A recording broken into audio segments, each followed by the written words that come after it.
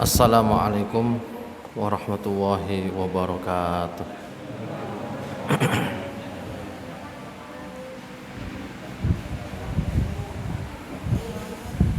Innal hamdalillah nahmaduhu wa nasta'inuhu wa nastaghfiruh wa nastahdihi wa natubu ilaihi wa na'udzu billahi min sururi anfusina wa min sayyiati a'malina.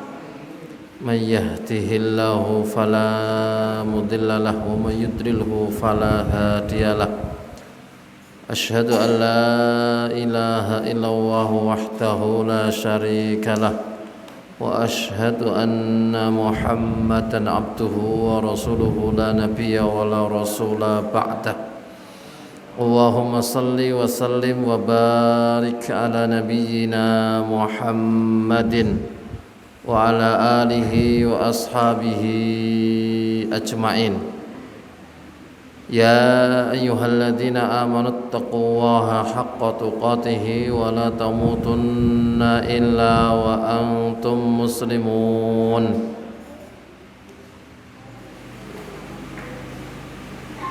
Ya ayyuhalladzina amanu taqullaha wa qulu qawlan sadida yuslih lakum a'malakum wa yaghfir lakum dhunubakum wa man yuti'illaha wa rasulahu faqad faza fawzan 'azima. Amma ba'du fa inna asdaqal hadits kitabullah wa khairal hadyi hadyu Muhammadin sallallahu alaihi wasallam wa syarrul umuri muhdatsatuha wa kullu muhdatsatin bid'ah wa kullu bid'atin dhalalah wa kullu dhalalatin finnar. Hadirin hadirat muslimin muslimat jamaah yang berbahagia rahimani wa rahimakumullah. Bersyukur kita kepada Allah Subhanahu wa taala atas limpahan rahmat, taufik dan hidayahnya. Pada malam hari ini langkah kaki kita dimudahkan oleh Allah Subhanahu wa taala untuk menghadiri majelis ilmu. Mudah-mudahan ilmu yang kita dapatkan akan mengangkat derajat kita di sisi Allah Subhanahu wa taala, dan ilmu yang kita dapatkan memberikan pengaruh kepada tingkah laku dan perbuatan kita. Salawat beriring salam semoga tetap tercurah pada junjungan kita Nabiullah Muhammad sallallahu alaihi wasallam, keluarganya, sahabatnya dan orang-orang yang senantiasa mengikuti ajarannya sampai hari kiamat. Hadirin hadirat muslimin muslimat rahimani wa rahimakumullah. Pada pertemuan yang lalu kita mengkaji tentang sutroh di dalam salat, sutrotul musalli atau pembatas di dalam sholat sudah kita kaji. Malam hari ini kita akan lanjutkan pada pembahasan baru,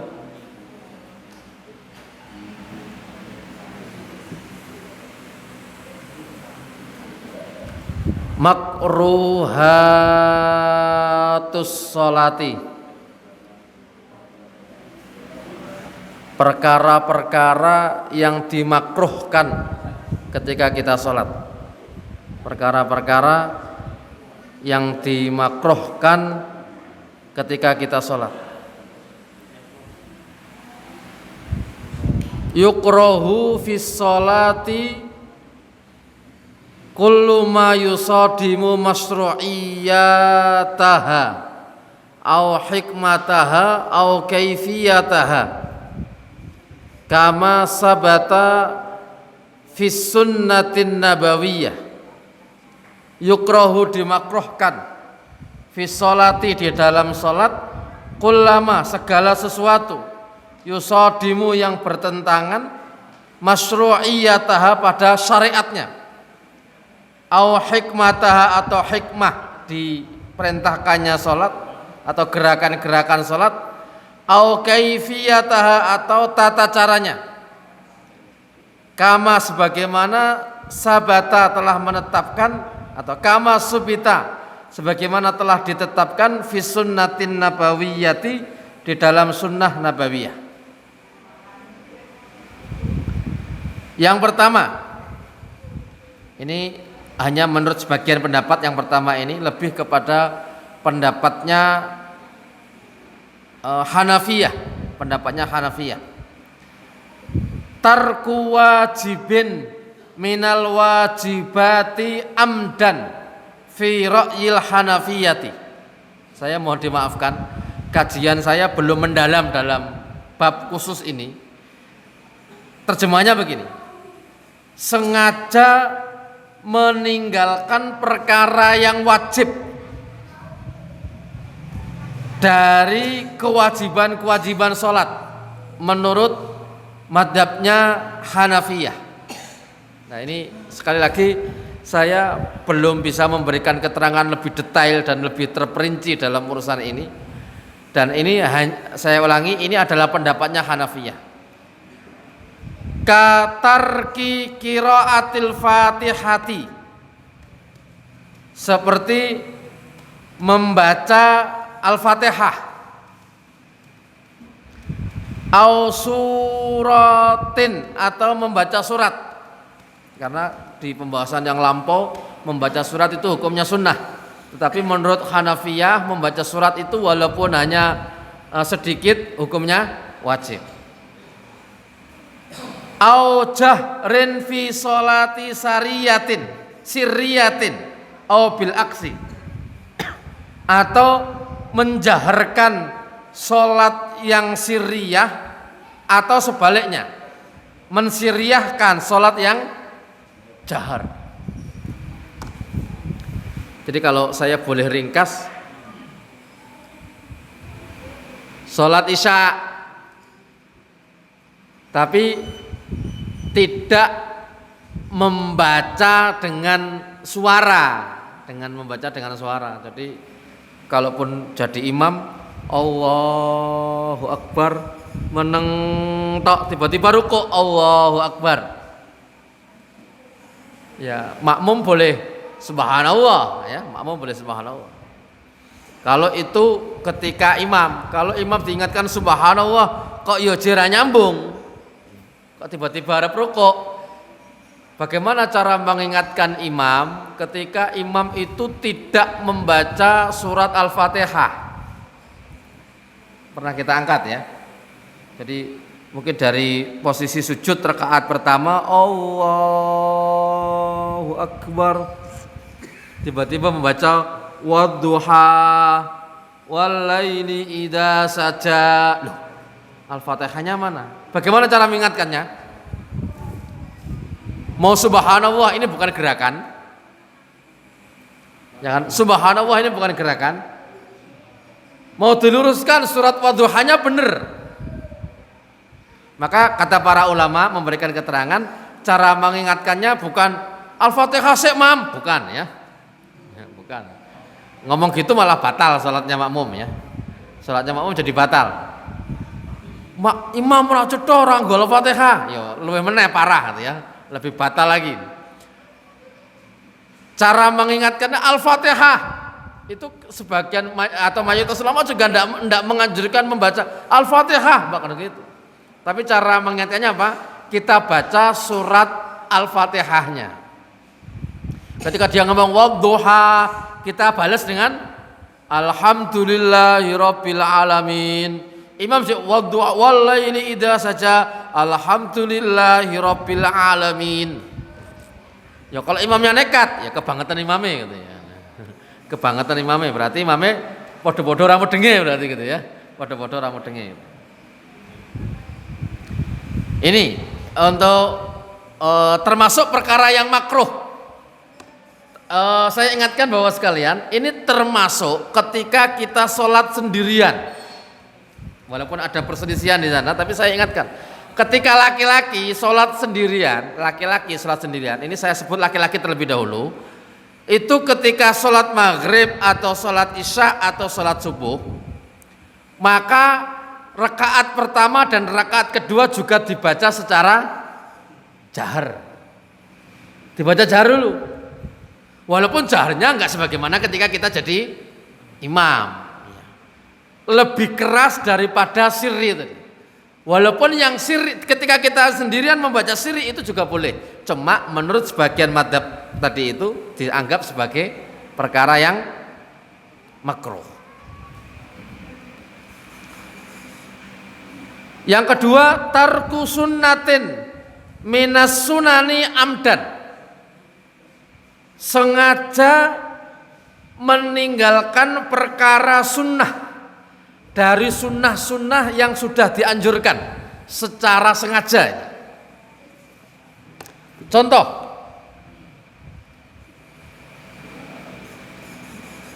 ketika kita membaca ketika kita membaca tahiyat, fil alamina innaka hamidum majid.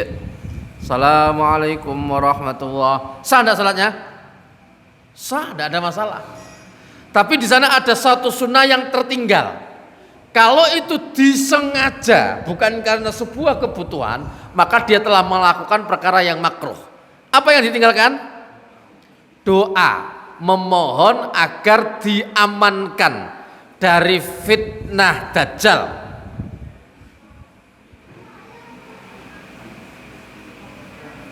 Atau mohon maaf, ketika kita rukuk, Allahu Akbar, Subhana Rabbiyal Azim, atau dilengkapi Subhana Rabbiyal Azimi wa bihamdih.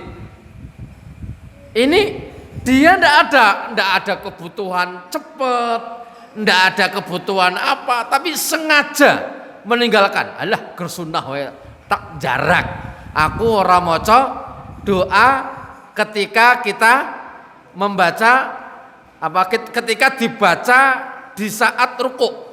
Nah, meninggalkan perkara yang sunnah ini hukumnya makruh. Hukumnya makruh. Mohon maaf Bapak sekalian, berarti kalau saya menyebutkan perkara yang sunnah nyambung nggih? Dalam sholat perkara-perkara yang kita disunahkan apa nyambung nggih? Jok, lah yang disunahkan apa wae Mas? Waduh, berarti aku harus baleni meneh gitu ya. Materi yang sudah kita kaji sekian waktu yang lalu itu sudah kita bahas sampai pada sunnah-sunnah dalam sholat. Sengaja meninggalkan yang sunnah tanpa ada kebutuhan maka hukumnya makruh. Ustadz, yang dimaksud kebutuhan itu apa? Contoh, dia melaksanakan sholat tapi memang ada semacam tuntutan, baik bentuknya keamanan atau hal-hal lain yang dianggap sangat mendesak, dia harus melaksanakan sholat itu lebih cepat dari biasanya. Maka meninggalkan sunnah-sunnahnya itu tidak dosa, juga tidak bisa dihukumi sebagai langsung makruh, enggak. Ya, enggak. Makruhnya itu bukan meninggalkan bacaannya nanti, tetapi dia melaksanakan sholat di saat ada sesuatu yang mendesak, padahal sesuatu yang mendesak itu bisa diolah sedemikian rupa untuk bisa agak sedikit diterlambatkan. Contoh ya, contoh ini saya contoh yang kita anggap mendesak. Contoh, ketika kita sholat sudah kita baca surat Al-Fatihah, katanya, tiba-tiba ada yang salam itu ketoknya kesusu banget. Mesti ada sesuatu yang sangat penting, nyambung ya. Kemudian kita percepat sholat kita, perkara-perkara sunnahnya ditinggal, maka itu tidak masuk dalam kategori makruh. Kenapa? Karena ada kebutuhan, karena ada hajah yang membolehkan kita meninggalkan perkara-perkara yang hukumnya sunnah. Hanya mengambil yang wajib-wajib saja dianggap salamnya seseorang, apalagi terkesan mendesak, baru ketuk-ketuk pintunya ya kayak wong ini Arab aneh kabar penting banget gitu ya. Arab aneh kabar penting banget, walaupun ketika nanti selesai Assalamualaikum warahmatullahi wabarakatuh dia cepat-cepat buka pintu, enten napa? Aja ngutang. Innalillahi wa inna ilaihi rajiun. Ya bahwa itu urusan lain gitu loh. Tapi bahwa ketika kita tahu ada tamu yang kayaknya mendesak penting, apalagi memang terkesan sesuatunya itu kayaknya sesuatu yang sangat betul-betul penting, ya meninggalkan sebagian yang sunnah itu bukan dihukumi makruh. Yang makruh itu sengaja meninggalkan tanpa hajah, tanpa sebuah kebutuhan. Yo ora doya-oya, yo ndak ada akan mau kemana dan ada acara apa, yo ora eneng. Tapi jarak ndak membaca bacaan-bacaan sholat yang sunnah. Lah itu hukumnya makruh. Seperti katarki doa itsanai awit tawajjuh, seperti doa istiftah atau iftitah, doa iftitah ya. Kalau kita tidak punya kebutuhan, tidak ada sesuatu yang mendesak, kok ditinggalkan, maka hukumnya makruh. Mohon maaf, saya lebih senang memberikan contoh ya, contoh. Ya di beberapa tempat itu ada yang komatnya pakai dikomandani oleh jam ya, dikomandani oleh jam waktu iqomah itu ya, sak menit setengah. Sementara ini urusannya sholat fajar, nyambung sholat fajar ya, sholat qobliyah subuh antara adzan subuh sampai iqomah subuh, sak menit setengah. Aku lihat sholat rakaat normal ora cukup iki, ketinggalan mesti. Engko mesti keburu qomat. Maka dia meninggalkan perkara-perkara yang hukumnya sunnah karena ingin mengejar 2 rakaat fajar, hukumnya tidak makruh. Nyambung.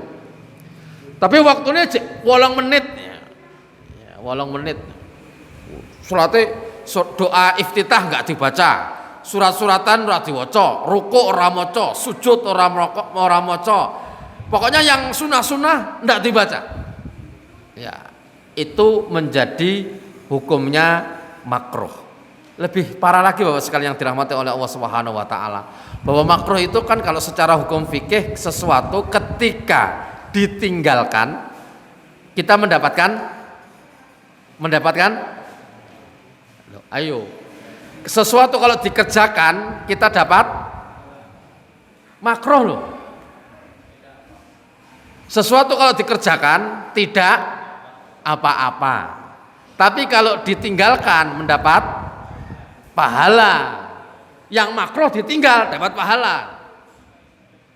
Contoh, ke masjid, menunya di rumah sebelum berangkat ke masjid ada bawang, baik bawang putih atau bawang merah, itu kan termasuk perkara yang makruh nanti, walaupun tidak disebut secara pasti nanti. Perkara yang makruh ketika kita berangkat ke masjid, sementara bau mulut kita adalah bau mulut bawang atau berambang ya, hukumnya makruh. Lah meninggalkan itu dapat pahala. Iki aku harus sholat mosok dadak mangan ngene, wah iku engko malah mbune ra enak ya, saya tinggalkan dulu, kok bar sholat wae. Lah itu dia dapat pahala karena meninggalkannya. Kalau seandainya tetap dipangan, tetap makan ya tidak masalah, cuma dia telah melakukan sesuatu yang makruh, dibenci. Cuma sekali lagi saya sampaikan masalahnya, kita akan melaksanakan sholat, melaksanakan sebuah kewajiban. Kewajiban itu bukan hanya kewajiban kepada manusia, bukan kewajiban kita kepada manusia, bukan kewajiban istri kepada suami, bukan kewajiban suami kepada istri, tapi ini kewajiban kita sebagai seorang hamba kepada Rabb semesta alam yang menciptakan kita. Bukan hanya menciptakan, Allah bertunjukkan jalan untuk kita. Bukan hanya Allah tunjukkan jalan, Allah kasih pahala ketika kita melewati jalan yang dibenarkan itu.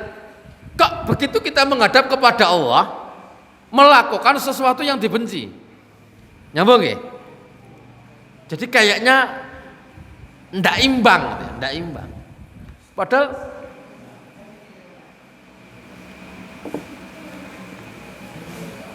matur suwun jazakallahu khair.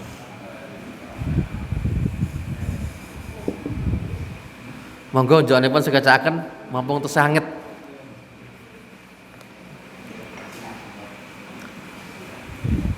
awit tasbih, membaca tasbih. Tasbih ini di rukuk dan sujud ya, di rukuk dan sujud. Awit takbir wat tasmi wat tahmid au tahmili asabi'il qadamain awil yadain anil qiblah.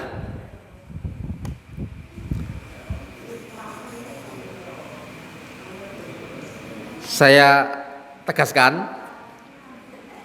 contoh-contoh yang disunahkan kalau ditinggalkan secara sengaja, secara sengaja hukumnya makruh. Seperti tidak membaca doa iftitah padahal tidak ada kebutuhan yang mendesak untuk cepat.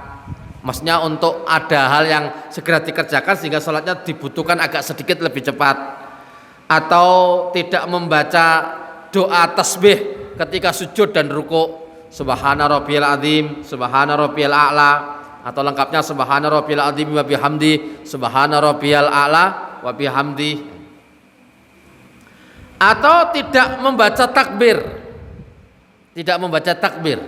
Jadi ketika setiap gerakan itu kan ada kalimat takbir, kecuali pada saat bangun dari ruku mengucapkan sami Allahu liman hamidah untuk sholat sendiri atau imam. Adapun makmum tidak perlu membaca sami Allahu liman hamidah. Jadi ketika imam membaca sami Allahu liman hamidah, makmum berdiri langsung membaca Rabbana walakal hamd, atau dilengkapi Rabbana walakal hamdu mil'us samawati wal ardi, dan seterusnya. Silakan ya, silakan. Ustadz, itu apa ada dalilnya? Dua-duanya ada dalilnya. Ya, dua-duanya ada dalilnya. Ambil yang paling membuat Anda merasa yakin dengan dalil itu. Atau tahwili asabi'il qadamain, termasuk yang dimakruhkan ketika sholat. Mohon maaf.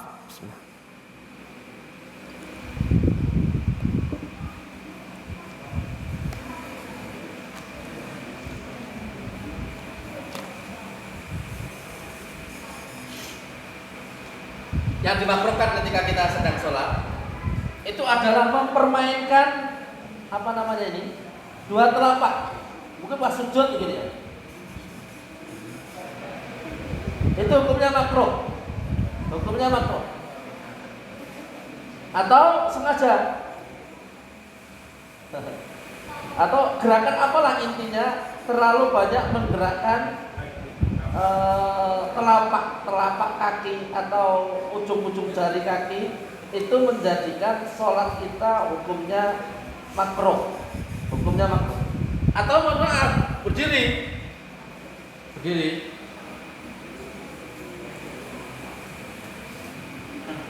Ini jenengan sholat apa olahraga gitu? Nyambung ya? Itu hukumnya makruh.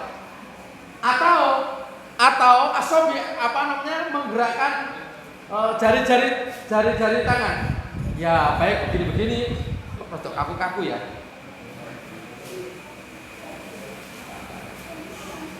Atau hanya begini. Intinya terlalu banyak menggerakkan jemari ini, itu menjadikan sholat itu hukumnya makruh. Kenapa? Karena sunnahnya sholat itu tenang. Ketika kita sudah sedekap, itu sunnahnya adalah tenang. Kaki menghadap ke arah kiblat itu tenang. Itu hukumnya sunnah. Ustaz, yang sholatnya begini gimana? Yo, tidak apa-apa. Secara hukum sah. Tapi sunnahnya ketika kita berdiri adalah jari-jari kita yang kaki ini menghadap ke arah kiblat. Sunnahnya kan sunnah. Jadi kalau nanti ada sesuatu yang sunnah ditinggalkan secara sengaja karena males, karena ya setelah kira pengen baik, maka dia telah melakukan sesuatu yang hukumnya makruh. Nyambung gini. Tapi beda lagi loh ngapunten dengan tahiyat ya, dengan tahiyat. Tahiyat itu kan sengaja menggerakkan, ada sunnah di pendapat tertentu, di pendapat yang pernah kita sampaikan, itu menggerakkan jari. Makruh apa enggak Ustaz? Itu buktinya digerak-gerakkan. Ketika ada dalil memang untuk menggerakkan, maka ketika kita melakukan gerakan itu hukumnya justru sunnah. Bagi yang punya pendapat menggerakkan jari ketika menduding apa ya? Ya menelunjukkan jari telunjuk ini gitu ya. Yang kemarin sudah kita kaji, menelunjukkannya itu boleh langsung dari awal tahyal, itu pendapat mayoritas ulama. Jadi ketika at-tahiyatu lillah itu sudah langsung menunjuk. Ada yang asyhadu alla ilaha illallah baru menunjuk. Ya, wallahu a'lam bishawab. Ada perbedaan di pendapat para ulama. Wa karohal malikiyatu ad-du'a qabla al-qira'ah.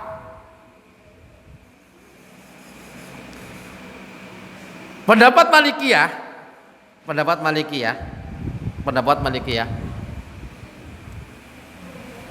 memakruhkan banyak doa sebelum membaca Al-Fatihah. Jadi sebenarnya ketika kita sholat itu kan isinya semuanya doa, Pak.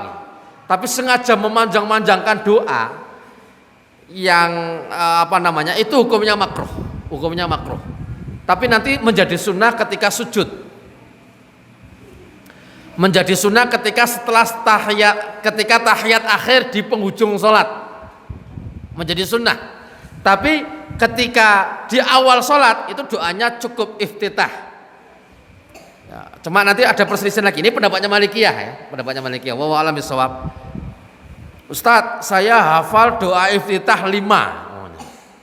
Gimana kalau 5-5-nya saya baca semuanya? Lah, kalau pendapatnya Malikiyah memperbanyak doa itu di sebelum surat Al-Fatihah itu hukumnya makruh.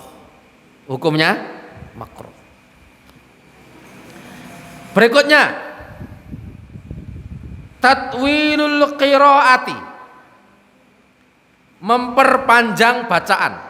Keterangannya kita tambahkan, jangan dipikir panjangnya saja gitu ya, tapi kita baca keterangannya.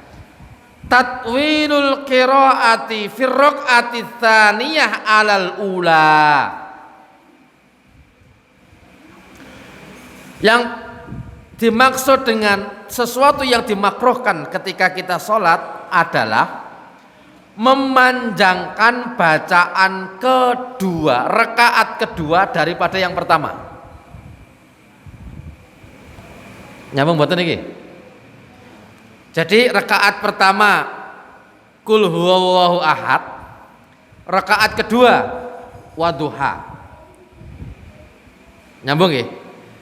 Memendekkan rakaat pertama, memanjangkan rakaat yang kedua, hukumnya makruh.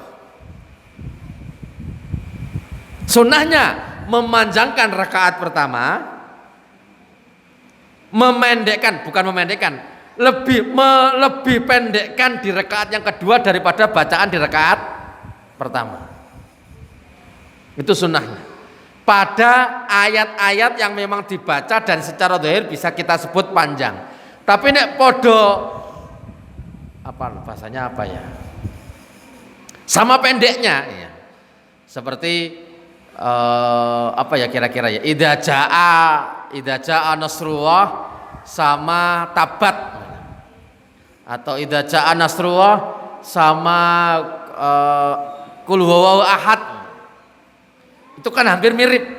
Kalau begitu yang dipakai oleh sebagian ulama mendahulukan surat yang lebih dahulu dan mengakhirkan surat yang lebih terakhir. Nyambung mboten maksudnya? Al-Fatihah mohon maaf. Al-Ikhlas, kulhu gitu aja yang kita lebih sebut gampang gitu ya. Sama tabat yada itu kalau di dalam Al-Qur'an duluan mana? Tabat yada dulu baru kulhu. Idza jaa sama tabat yada lebih dahulu idza jaa gitu. Idza jaa. Lah, mendahulukan yang surat yang dahulu. Ngitungnya dari kanan loh ya, ngitungnya dari kanan. Ngitung suratnya Al-Qur'an itu kan dari Al-Baqarah, Ali Imran terus sampai itu kan dari kanan, berarti kan dari kanan. Bukan dari kita bukanya Al-Qur'an dari kiri. Kalau dari kiri beda lagi nanti hasilnya gitu ya. Wa tikraru suratin wahidatin fi raq'atin aw raq'ataini, dan mengulangi bacaan surat. Mohon maaf, saya akan lebih perdetail sedikit. Mengulangi bacaan salat yang masyhur, mengulangi bacaan surat di rakaat pertama dan rakaat kedua. Pertama tabat yada, kedua tabat yada, makruh. Itu bisa tidak menjadi makruh kalau hafalnya cuma tabat yada. Hukumnya tidak makruh lagi. Kalau hafalnya memang cuma tabat yada. Kalau memiliki dua surat, maka ya sunnahnya dibaca secara bergantian. Kalau sama-sama pendek, jadi lebih mendahulukan yang pertama kali disebut atau surat yang lebih pertama ya, yang pertama, yang lebih dahuluan, bukan dahuluan turunnya Al-Qur'annya bukan, tetapi disebutkannya di dalam bentuk surat ya. Seperti saya sebutkan tadi, tabat yada itu lebih duluan daripada kulhu lebih duluan daripada qul a'udzu birabbil falaq, qul a'udzu birabbil falaq lebih duluan daripada qul a'udzu birabbin nas. Itu maksud saya. Atau